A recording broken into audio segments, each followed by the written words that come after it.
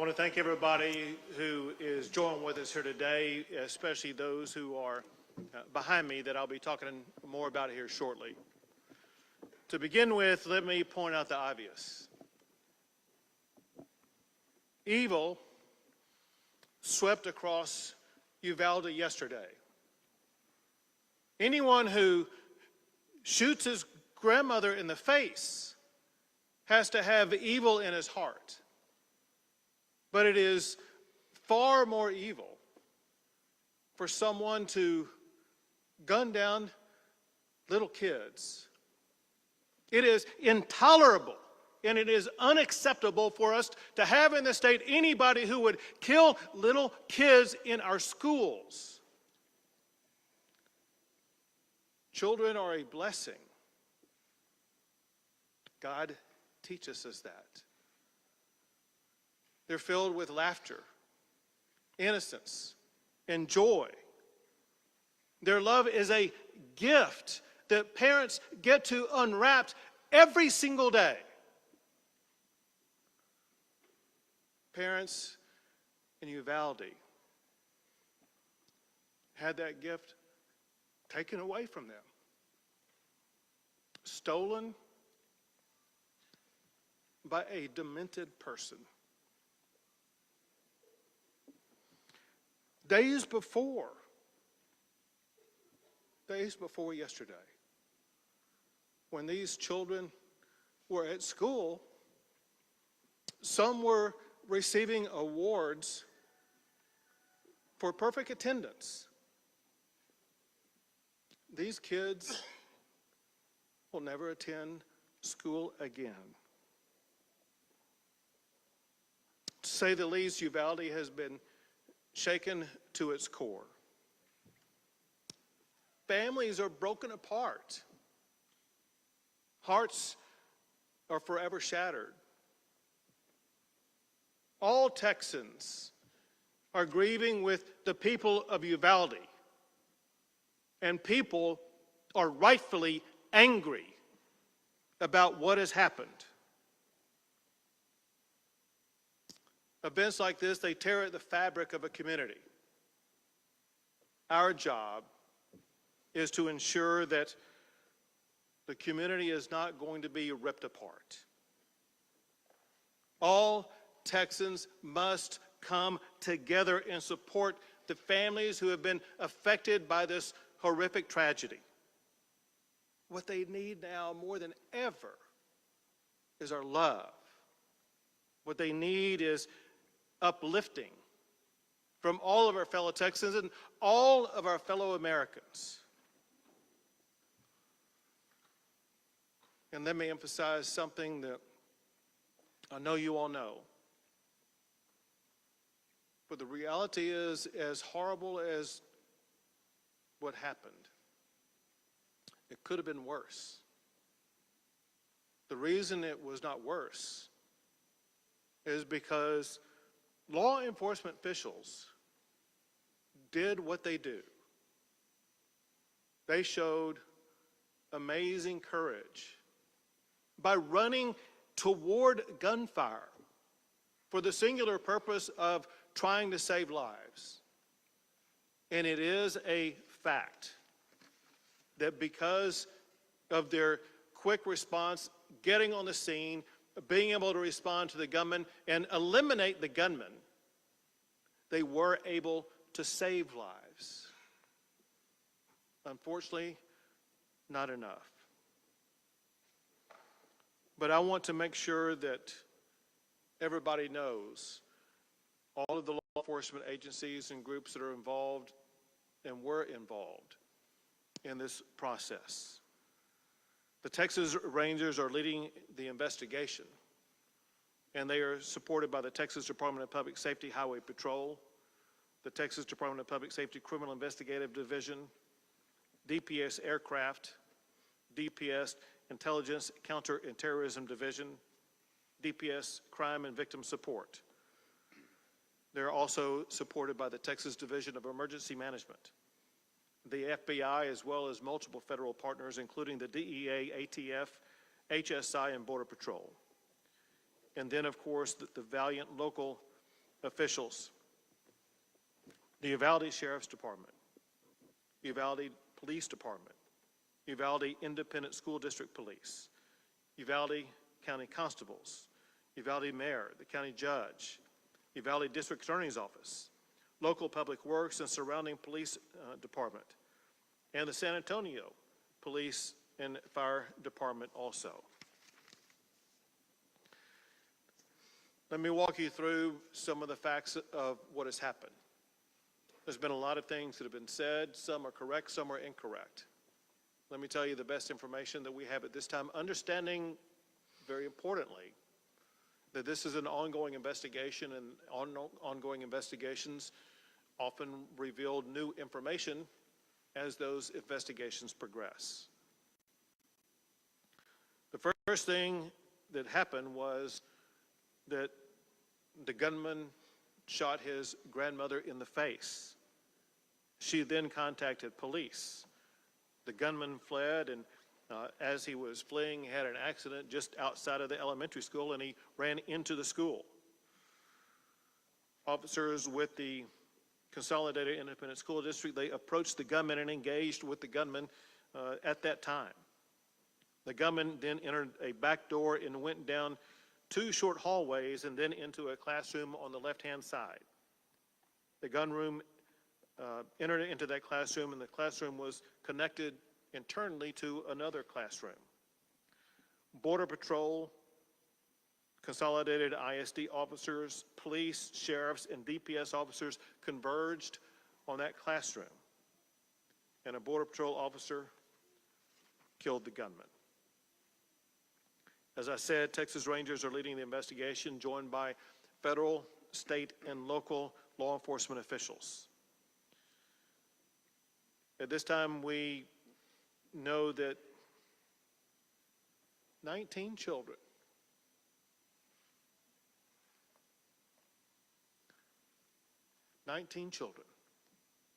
have lost their lives. 2 faculty members lost their lives. In addition to that, there are 17 people who are injured, but their injuries are not life-threatening. All family members of all of these students and faculty members have been contacted and informed about the circumstances. Officials are working with parents to ensure that their parents are going to be able to see their children. Parents should contact victim services at the county fairplex. We know that there are parents still striving to make a connection. All parents are welcome and urged to contact victim services at the county fairplex.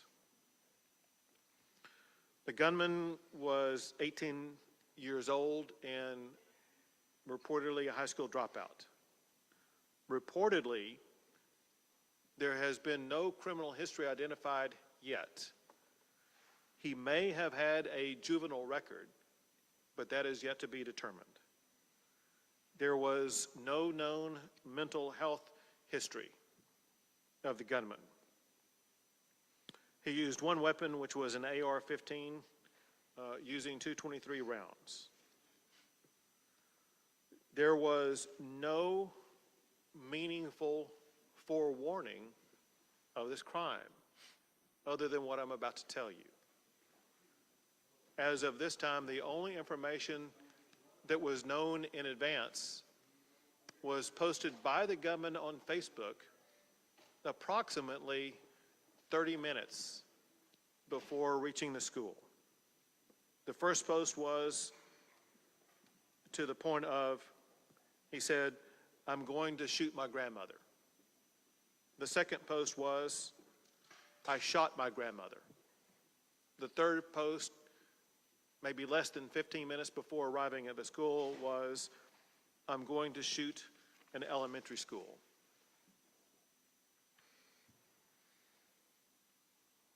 I mentioned that during the shootout that took place at the school. In addition to the students and the faculty, there were 3 officers who were injured who were all remain in good condition. 1 deputy sheriff lost a daughter in that school.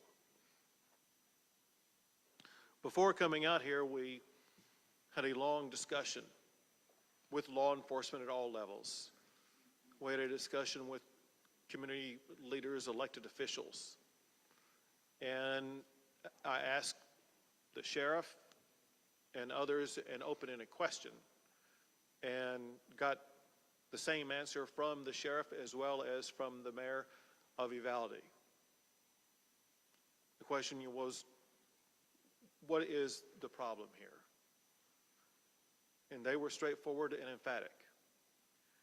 They said, we have a problem with mental health illness in this community.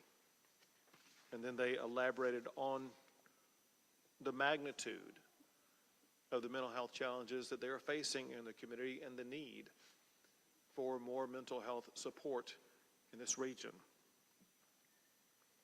I want to make sure everybody understands the mental health services that are available at this time, with me making one clarifying point in advance that I'm going to redouble down in the aftermath. Whenever anything as shocking and extraordinary and disturbing as this event occurs, there is an urgent need for everybody affected to access mental health. I cannot be more emphatic than saying with great urgency, everybody in this community, I mean everybody,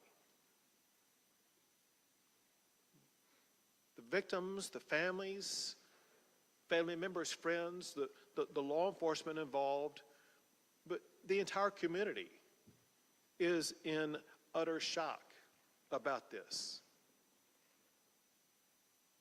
Some physical wounds that were sustained by the officers, they're going to heal in the coming days.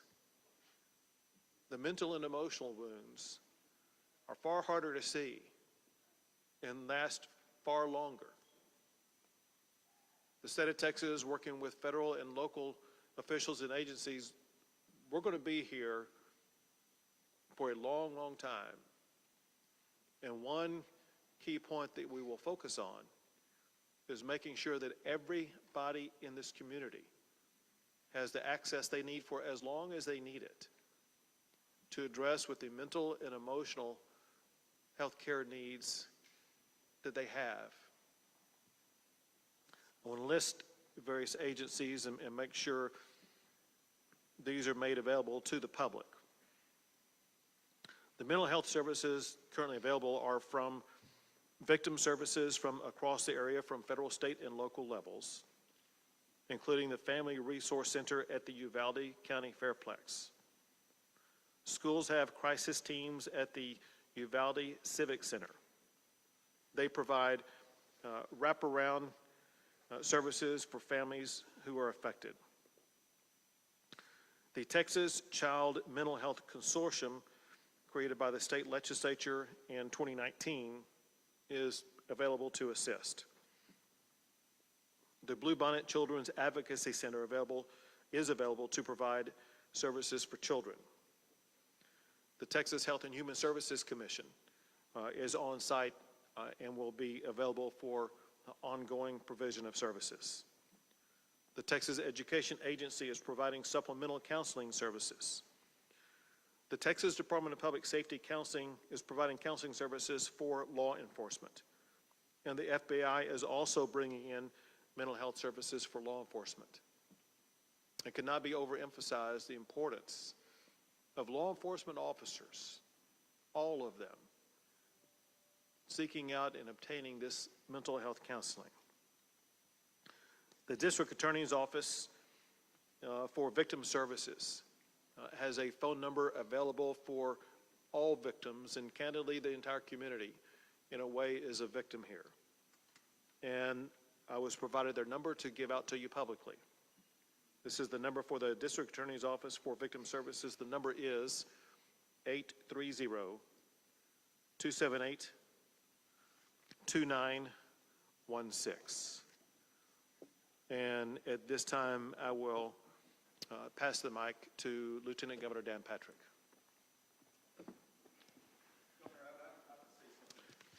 Excuse me. Excuse me. Excuse me. Sit down. You're out of line and an embarrassment. Sit down and don't play this stuff. Next shooting is right now, and you are doing nothing. No, he needs to get his ass out of here. This isn't the place to talk this over. This is totally predictable when you... Sir, you're out of line. Sir, you are out of line. Sir, you are out of line. Please leave this auditorium. I can't believe you're a sick son of a bitch that would come to a deal like this to make a political issue.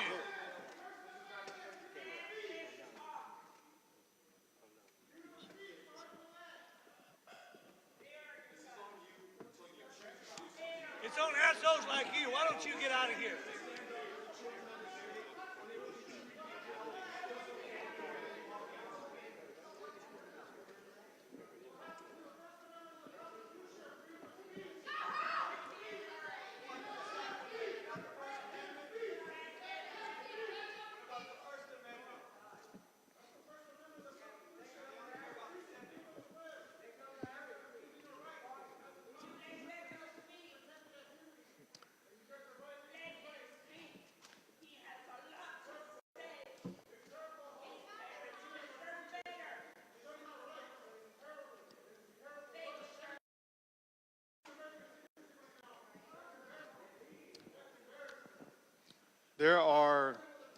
There are family members. There are family members who are crying as we speak. There are family members whose hearts are broken. There's no words that anybody shouting can come up here and do anything to heal those broken hearts. We all, every Texan, every American has a responsibility where we need to focus not on ourselves and our agendas. We need to focus on the healing and hope that we can provide to those who have suffered unconscionable damage to their lives and loss of life. We need all Texans to, in this one moment in time, put aside personal agendas, think of somebody other than ourselves. Think about the people who were hurt and help those who have been hurt. And this time, Lieutenant Governor will speak. I was just about to say that there will be plenty of time to discuss and analyze what happened yesterday and do everything that we can within our power to hopefully prevent it from happening again. But now's a time, people watching around the world, in this country, in this state, to focus on these families, as the governor just said. Right now, we need to put our arms around the families of these victims, the students and the teachers. This is not a partisan issue. This is not a political issue. This is an unimaginable moment that will impact the lives of those who lost their children and those who survived, the adults and the teachers, the men and women of law enforcement who were there. We are better than this as a country. We are better than this. These types of crimes, when you see children killed, go to the very core of all of us who have children or grandchildren. We can't imagine the pain that these families are going through. We saw it 4 years ago in Santa Fe. So can we not be a nation that can stand together for at least a day or a week or a month? My gosh. To put these families first and everything else second, my gosh, you know, we live in a time, I said this yesterday, when people are at each other's throats everywhere we turn. Whether it's on the internet or an Oscar stage or two coaches arguing or in the political world or the media world. Who are we as an American people? Who are we? We all have to do our part. All do our part to make us a better people and a better nation. Evil will always walk among us. And in times like this, I've seen it. The governor's seen it. The speaker's seen it. The senators have seen it. The attorney general's seen it. In these other shootings, Sutherland Springs, El Paso, Odessa, Santa Fe, it's God that brings a community together. It's God that heals a community. It's God that heals a shattered and broken heart. And if we don't turn back as a nation to understanding what we were founded upon and what we were taught by our parents and what we believe in, then these situations will only get worse and happen more often. So, no matter what your thoughts are today, pray for these families, pray for this community. Give us wisdom. Give us wisdom. But right now, let's focus on the families. They deserve that. They need our love. They need our prayers. Thank you, Governor. And now the Speaker of the House, Dade Phelan. Thank you, Governor. I appreciate it. Mayor, I'm sorry you had to witness that outburst. Now is not the time to politicize pain and suffering. This time of year should be the happiest time in a child's life. Summertime, getting out of school, enjoying your family and your friends. And instead, this community is faced with an unspeakable tragedy of which there are no words. There are no words to ease the pain and suffering and the anger in this community. I do want to reiterate what the governor said about the mental health of this community. This will take many, many years of pain and suffering and counseling. And your mental health is like any other health. It must be treated, it must be diagnosed, it must be talked about. And the legislature, when we reconvene, we will have a long, very robust discussion about mental health like we always have, and we'll continue to support mental health in this state, and especially rural mental health. Like the sheriff said, and like the mayor said, every community has mental health needs, and they must be addressed. And this crisis is another reiteration of a mental health crisis we have in this state. I also want to thank the law enforcement for their work, DPS, Border Patrol, sheriffs, police officers, both locally in the school district. I believe one school district's police officer, his wife in the shooting was there on the scene. And the governor mentioned sheriff's deputy losing a child in that building as well. Just unspeakable tragedy to this whole community. And the mental health of our law enforcement is crucial in these times. And it's okay for them to say that something's wrong as well. I do my deer hunting here in Uvalde County. It's a beautiful community with beautiful people. And all we can say is how tragic this is, and the support the state will show and will continue to show. And we just appreciate your resiliency, and let us know how we can help here at the state of Texas. Thank you. And now the Director of the Texas Department of Public Safety, Steve McCraw. Thank you, Governor.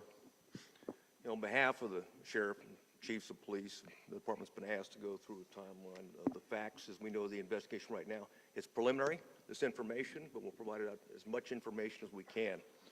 First, as already reported, Salvador Ramos was responsible for the horrific attack and killing of 19 school-aged children and 2 adults. He was 18 years old, as previously reported. He was dropped out of school. He had no criminal history that we've been able to find or detect at this particular point. He lived with his grandmother, Celia, who is 66 years old.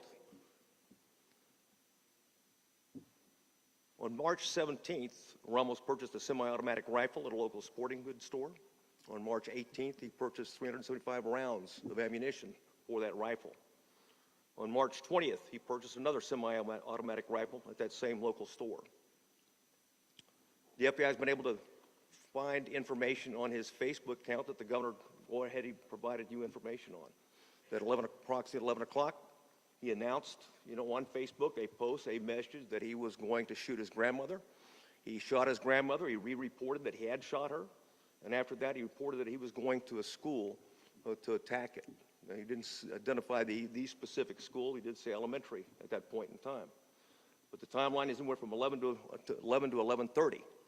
His mother reported him to the police department when she was able to run across the street to a neighbor and get help. And she was medevaced to San Antonio in critical condition at this point, but she's still alive. The subject, Ramos, at that point in time, used her vehicle, his grandmother's vehicle. He was living at their residence since March of 2022. Used her vehicle to drive approximately 2.29 miles, which is about a block and a half away from the school, Robb Elementary School. He crashed the vehicle at that point in time. He exited with a backpack. He took a rifle with him, one rifle. It was a Daniel Defense that he had previously purchased, and had mentioned. He went towards the west side of the campus, which is a back door. But as he was approaching, as the governor mentioned earlier, there was a brave Consolidated Independent School District resource officer that approached him, engaged him, and at that time, gunfire was not exchanged, but the subject was able to make it into the school, as the governor reported. He went down a hallway, turned right, then turned left, and there was two classrooms that were adjoining, and that's where the carnage began. As he was shooting, when the shooting began, we had Uvalde police officers arrive on scene, and along with the Consolidated Independent School District officers, immediately breached, because as we know in officers, every second's a life. They breached it, engaged the active shooter, and continued to keep him pinned down in that location, afterwards, until after a tactical team could be put together, comprised of Border Patrol agents on the front end, some members of their BORTAC unit, which is a SWAT team for Border Patrol. Also, there was a Zavala County deputy that got into the stack, and two Uvalde police officers. They breached the classroom door. They went in, they engaged Ramos and killed him at the scene.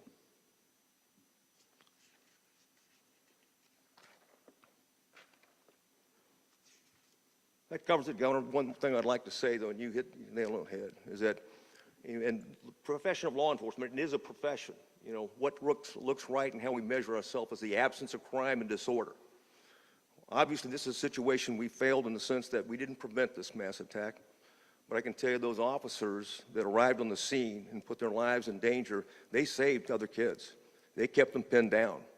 And we're very proud of that. At the same time, we're always looking to get better and look at anything that might have been out there. We've yet to find a clue, whether it's social media or other indicators that might have given us any type of idea that he was about to do something like this. It gives an opportunity to prevent it because, as we know, the overriding priority of you, certainly the legislature in Texas and the people of Texas, is that it's all about prevention. Prevent the next mass attack. And thank you for your leadership, and Speaker and Lieutenant Governor. Thank you. Thank you. And now the Superintendent for the Consolidated Independent School District, Hal Harrell.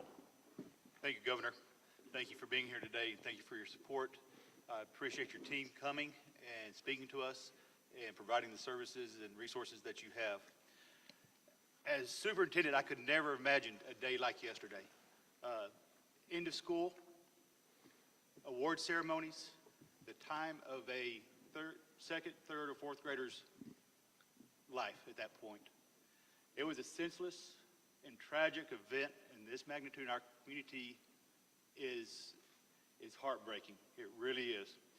We have had a lot of support here from our community, surrounding counties, surrounding districts, and all over the state, and I appreciate you for thinking of us and sending that support. I have to relay the heartbreak of our teachers at Robb campus. I met with them this morning, but as I looked across that room, there was a group of heroes in that room. If it weren't for them, along with the law enforcement that came, that were willing to cradle their kids, get them out of the classroom when it was safe, when they were guided, and the trust our kids had in their teachers. That says volumes for our staff here in Uvalde. They are heroes. They did heroic things yesterday, and they are always very humble, but they are truly humble heroes. Yesterday, we lost 2 teachers. These 2 teachers, I would say, are the cornerstone of that campus to some great degree. They are 2 beautiful souls. They have taught on that campus for many years. They have kids in our district, and they poured their heart and soul into what they did in educating our kids in Uvalde. 19 students, 19 precious students who came to school yesterday to enjoy the day, to enjoy the award assembly. And as I look at their pictures, you can just tell by their angelic smile that they were loved, that they loved coming to school, and they were just precious individuals. This is a difficult time for everybody. We are hurting. We have been cut deep here in our community. We will move forward. It's going to take some time moving forward. While our faith has been shaken, we ask you to continue to pray for these families, these kids in our community, and our teachers. I am a product of Uvalde. I'm born and raised here. I've worked for this district for 30 years. And never thought I would be sitting in front of you doing this today. But please, pray for our teachers, pray for our community, and we will move forward. Thank you, Governor. Thank you. We'll take a few questions. Governor, you've talked a lot about mental health. You've not talked about guns. Do you think an 18-year-old has been able to find a weapon in his mind? Would you commit to making any changes as far as gun laws? So the ability of an 18-year-old to buy a long gun has been in place in the state of Texas for more than 60 years. And think about during the time over the course of that 60 years, we have not had episodes like this. And why is it that for the majority of those 60 years, we did not have school shootings? And why is it that we do now? The reality is I don't know the answer to that question.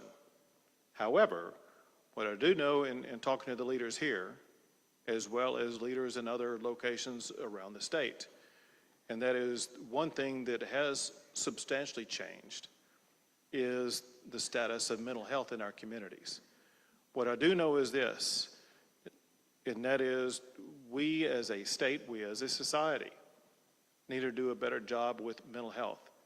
Anybody who shoots somebody else has a mental health challenge, period.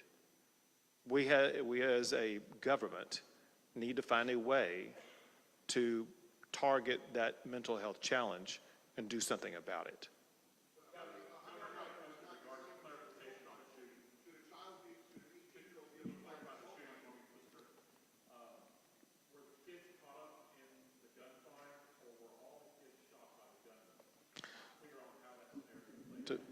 Director McCraw will have the best information on that. We're in the process of doing the crime scene right now. The first one being the school, the second being the vehicle, and the third, the grandmother's residence. I can tell you where it's a detailed process, so I can't answer that. But for right now, we believe that all the children were shot and killed by Ramos.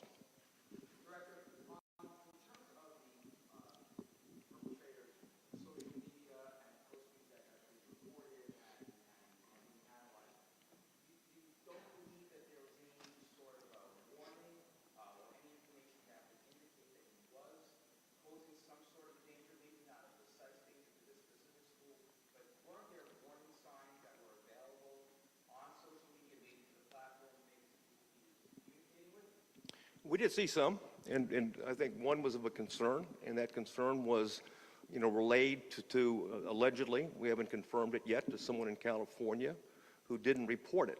And we're in the process of working with the FBI right now to make sure she's interviewed and find out more about it. There may be other clues out there right now that we're not aware of. This is the preliminary part of the investigation. We're going to scour everything to find anything that what could have indicated in some way, shape, or form that this individual is a threat to the community. But nothing had come to local law enforcement that they could have acted? None at all. In fact, this is, you know, we're astounded at the beginning of the investigation because there's usually something out there, but right now, it is as that reported on the timeline. If we find out something else, we'll provide that information.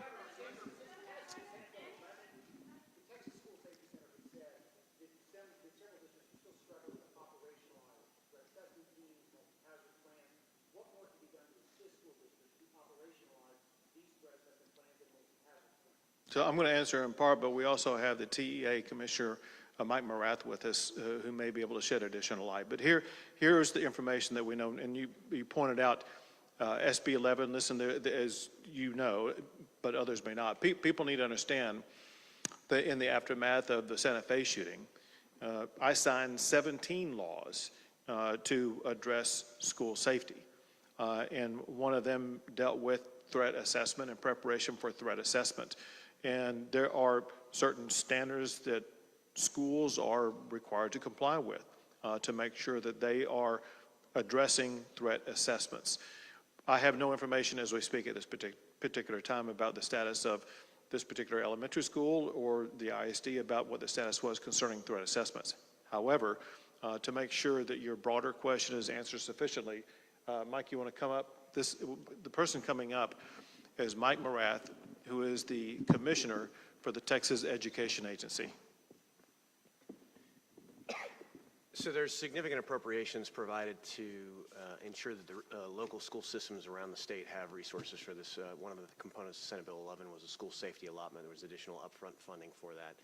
The Texas School Safety Center and our agency work in collaboration to provide technical assistance and training to school district leaders, counseling team leaders, others, to ensure that the threat assessment protocols and these procedures, including threat response plans, the operational multi-hazard plans, are practiced on a recurring basis. So there have been essentially fairly significant efforts to bolster those managerial practices and these detective or preventative practices in schools all over the state of Texas. We will continue to do more. After any incident like this, of course, you reflect on lessons learned to ensure that we can prevent this kind of situation in schools going forward. Yeah, if I can just add to that. One sec. I'll call on you next. 1 second. If I can just add to that briefly, in 19, the House and Senate worked together, put $100 million into trying to give the schools all the tools that they needed to try and protect the students. The Marshals program, the Guardian program to arm teachers where schools want it. We left a lot of those programs optional up to the parents and the school boards and the school districts. And they're doing the best they can. And you're always going to have, again, no matter what you do, there's going to be someone to find another area that's vulnerable. But the legislature did act. The governor signed those bills, but we can and need to do more. And in the area of mental health, we've also been working on that as well, but need to do more. We've got to, in our smaller schools where we can get down to one entrance. One entrance might be one of those solutions. If you had taken 3 more minutes to find an open door, police were there pretty quickly. But this school district has been doing a really good job in trying to protect their students. And those teachers died yesterday protecting their students. And this is a continued work for us. Go ahead. You were at a political fundraiser in Walker County. Why did you not cancel that event? And your press office has stated that you plan on canceling all future political events going forward until further notice. Does that include the NRA convention here in Houston on Friday?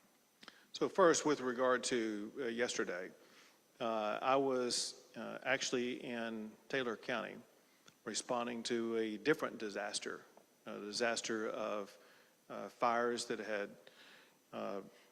ripped through Taylor County and destroyed 20 homes. And that is when I learned about the shooting that was taking place pretty much at that time here. On the way back to Austin, I stopped and let people know that I could not stay, that I needed to go, and I wanted them to know what happened and get back to Austin so that I could continue my collaboration with Texas law enforcement to make sure that all the needs were being met here in the Uvalde area. As far as future plans are concerned, listen, I'm living moment to moment right now.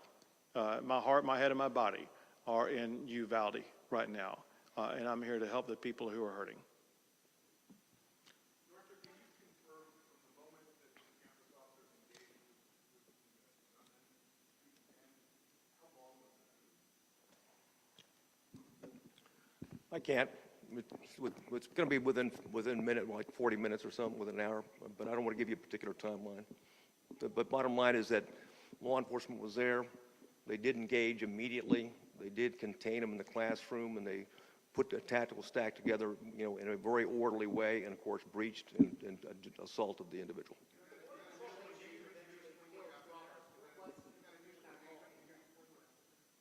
The initial engagement? No, I mean, yeah, it was just, it confronted him and wanted to find out, because he read the report, heard the accident, and was out trying to check on that particular crash when he saw it. So he followed him right in immediately, okay, and when rounds were exchanged. And of course, then also we had 2 Uvalde police officers previously described that went in and was involved in also the shooting with the subject and were wounded. And of course, they were also responsible for containing him in that area. Go ahead. Yes, sir. Well, I don't know where he was in the community, but obviously in the Uvalde area, because they got there so quickly and in force. And of course, I'll let them answer that question. But they were there in force, and of course, they were importantly, they had some members of their tactical team there on the Vortec team, and they took the lead on that stack. But I'll defer to, I think I have a Border Patrol uniformed.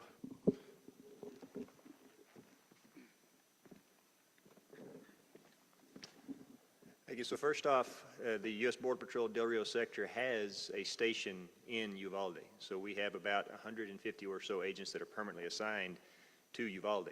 We also have several agents in other stations that choose to live here in this community as well. So we had folks that came from off-duty. We had folks that came from training. We had folks that were in the field and responded. So a multitude, some 80 in total, Border Patrol agents responded. So as to where that particular individual came from, don't have that yet. The investigation will bear out, but we have a large presence permanently here in Uvalde. Did you? Not going to release his name just yet. Go ahead.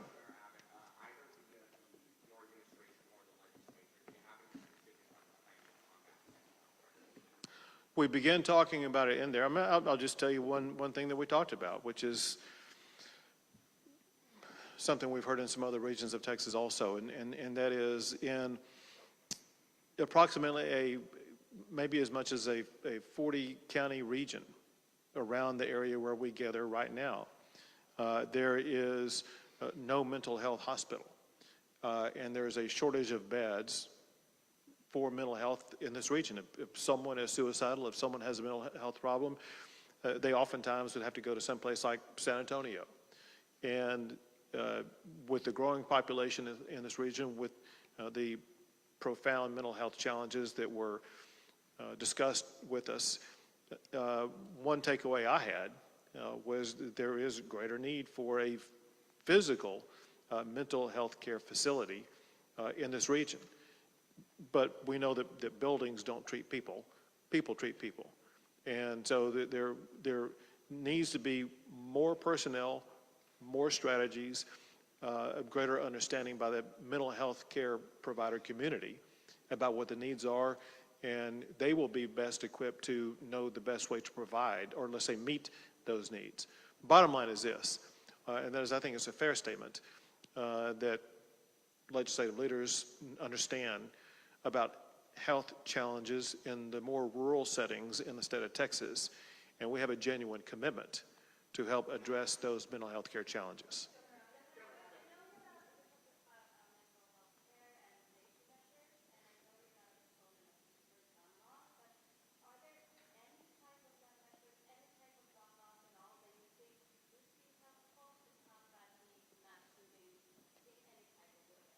It's one of those issues that was widely discussed in the last several sessions, in particular in the 2019 session.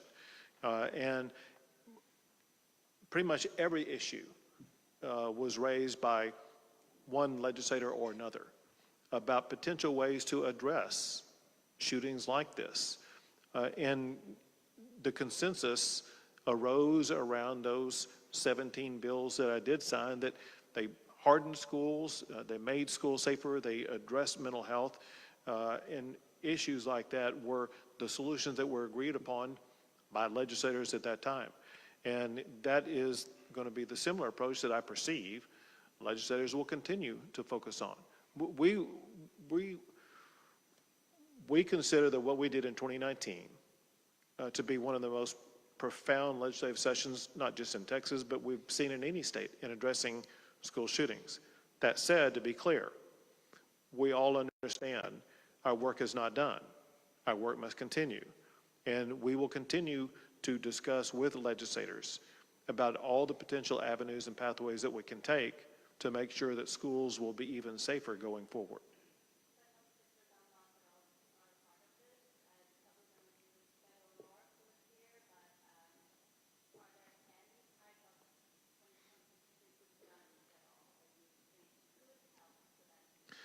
And I know people like to try to oversimplify this. Let's talk about some real facts. And that is, there are, quote, real gun laws in Chicago. There are, quote, real gun laws in New York. There are real gun laws in California. I hate to say this, but there are more people who were shot every weekend in Chicago than there are in schools in Texas. And we need to realize that people who think that, well, maybe if we could just implement tougher gun laws, it's going to solve it. Chicago and LA and New York disprove that thesis. And so if you're looking for a real solution, Chicago teaches that what you're talking about is not a real solution. Our job is to come up with real solutions that we can implement.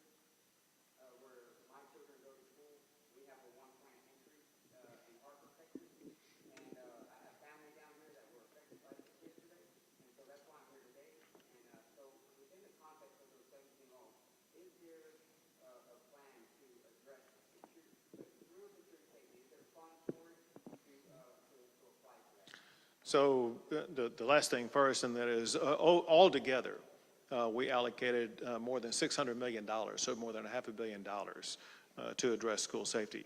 As it concerns the first parts of your question, the answer is, with the laws that we passed in 2019, which is 3 years ago, all those measures that you were talking about were included in those laws. Let me give you several examples.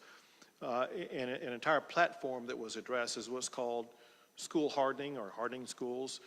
Some of those strategies reduce the number of entrances. Other strategies provide things like school marshals or having DPS officers or others fill out their paperwork in schools so that there will be a law enforcement presence in schools. They involve different types of strategies that will should make it more difficult for a shooter to get into a school. That said, I can tell you what we all agree upon. We're all going to go back and look at both exactly what was passed, any shortcoming in what was passed, any shortcoming in implementation. I want you to know also that included in those laws were requirements by school districts across the state of Texas to work with the School Safety Commission to make sure that all the strategies would be used and employed and tested, including active shooter strategies for schools to be ready, to be prepared to employ as needed. And so, yes, from pretty much every angle, it was debated. And let me go back in time. This is something where I began working up the governor's plan to respond to this a year in advance. And legislators had an entire year to be looking at that, to be debating that, to be getting prepared for that. Then I made it an emergency item during the session, which meant that everyone was going to be focusing on it, and they did.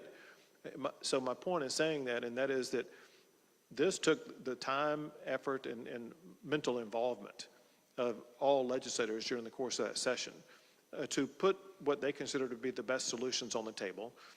Many of them were adopted, some were not, but we adopted what we consider to be the best plans that session. Again, we will always, and especially in this coming session, evaluate what more needs to be done in our schools to make them even safer.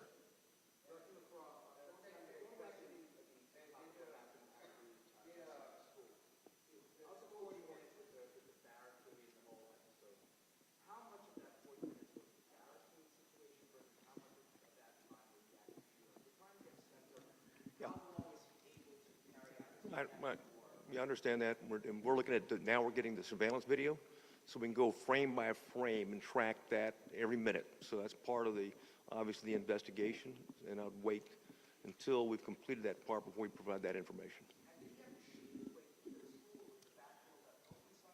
Yeah, right now, I don't want to say, because I think we have an answer, but we haven't confirmed it yet. No, he was not. He was not chased. No, not at all. What's the status of the building? Have you been able, or the team that's assembled, obviously it's not all your people, but have victims all been identified, have the bodies, evidence, work going on? All the victims have been identified, and all the notifications have been made. And is evidence recovery going on? Yes, there's an ongoing recovery team. We've got certainly a company of Texas Rangers with forensic background are conducting it, and then we've got the FBI's evidence response team, and of course ATF is helping as well. Can we get you to speak up a little bit?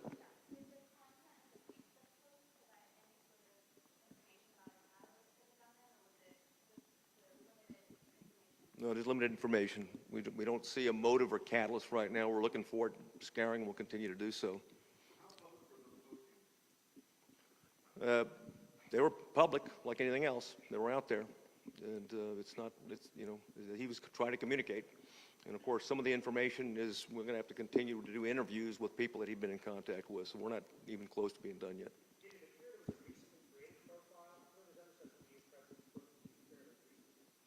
Yeah, I can't comment on that right now. Governor, you said yesterday evil visited this town or something to that effect, but then you also are saying that this is a mental health issue and that's what needs to be addressed. Is this I don't believe evil is a mental health classification. Do you see this as a mental health issue or some kind of biblical battle between evil that's always going to be out there? So I'm having trouble reconciling this idea of evil and mental health issue. So, and very interestingly, in the meeting that we had before coming out here, I raised that exact issue because we talked about mental health. And to me, someone who is as demented as it takes to kill little kids, it goes beyond, seems to me, a mental health issue. I mean, that is the sheer face of evil itself. And so, listen, I'm not a doctor. I can't classify these things. And I don't know the extent to which mental health would be able to address someone who has the challenges that they would shoot their grandmother and then shoot and kill all these babies, all these young kids. Kind of what was pointed out at the time in our discussion earlier is there could have been a time earlier in his life when it was a more typical mental health issue that could have been addressed.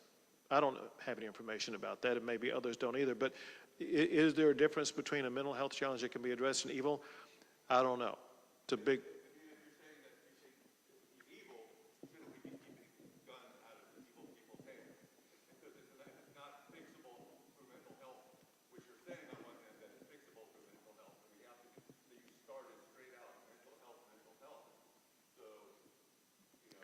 And this. And that oversimplifies things, like, you said, you don't want to oversimplify this, but to just say it's evil seems to oversimplify it. Well, it obviously is a meaningful characterization. And the point is this, if you know someone more evil, I want to see what they did. But I consider this person to have been pure evil. Go ahead. Say it again.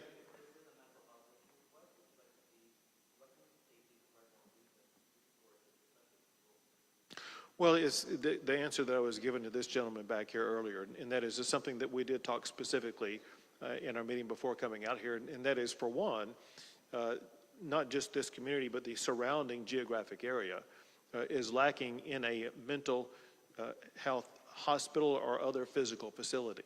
And there literally are either no beds or inadequate beds to address those with mental health challenges. And when you look at the population base and perhaps a growing population base in this geographic region, an issue that we will be taking up is going to be what ways do we address the mental health issues? Does it include a physical facility such as a mental health hospital? If so, how large would it be? Things like that. So there are many issues for us to consider and evaluate and to work on addressing. Speaker Phelan wants to add more to that. I'd like to add to that. So in the last special session, we actually appropriated about $150 million in ARPA funds for the Children's Mental Health Consortium to partner with campuses across the state of Texas, higher education, four-year institution, two-year institutions, to have a mental health professional on campus to contract with local ISDs to make certain. This is mainly a COVID issue, mental health for children coming out of COVID, but it's mental health across the board for any child who wants to meet with a professional, which is a challenge. I'm from rural Texas. It's a challenge to have those professionals in your community. We also appropriated $500 million for rural broadband to make certain communities out in rural Texas have high-speed internet so where they can have a consultation online with a mental health professional, not just in the state of Texas, because we passed another piece of legislation that said you can meet with professionals outside the state of Texas. And so the telehealth, telemedicine situation come out of COVID, rural broadband were addressed late in October of this past year, and many of those programs are being rolled out right now.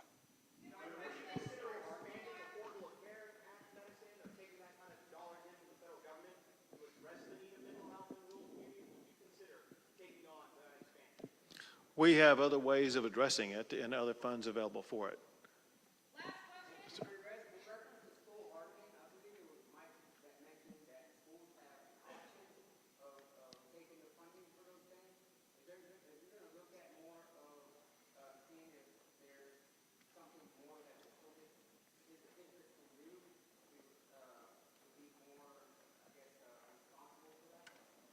So I'm not exactly clear on your question, but I think I have the gist of it well enough to be able to answer it in this way, and that is this: we will all consider the best strategies for schools to employ, but importantly, we do that in conjunction by working with schools. We won't be imposing policies on schools without working with them. We need ISDs and schools and school leaders and school safety professionals at the table for that discussion purposes if we are going to achieve the best standards that are possible. Thank you all.